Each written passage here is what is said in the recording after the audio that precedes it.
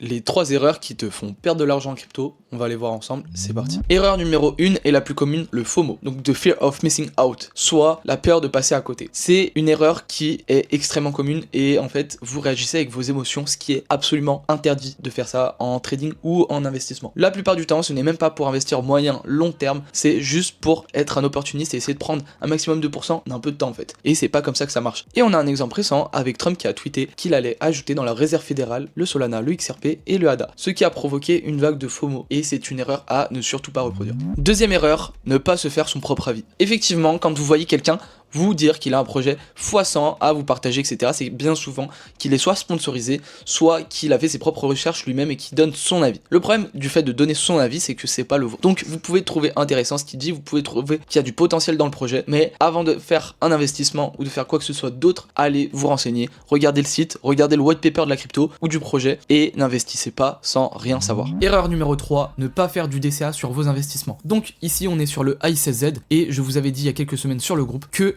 il irait bien plus bas malgré que on n'a jamais allé assez plus bas là et on irait peut-être remonter après. Ce qu'il faut bien garder en tête quand vous investissez sur une crypto, c'est qu'elle peut redescendre encore plus. Et donc pour éviter ce problème, c'est du DCA, même si c'est sur du court terme, du DCA. J'insiste. Au lieu de mettre 1000 $ ici, vous mettez 200, 200, 200, 200 et ça vous fait à la fin un prix moyen qui est au 21 centimes. Là, au lieu de perdre 30%, vous perdez 20%. Vous vous rendez pas compte de la différence que ça fait sur un investissement. Donc là, au lieu de revenir ici et de gagner 40%, vous auriez gagné 20%, soit la moitié. Et c'est énorme la différence que ça fait d'investir en DCA. Et réécoute bien parce que tu fais sûrement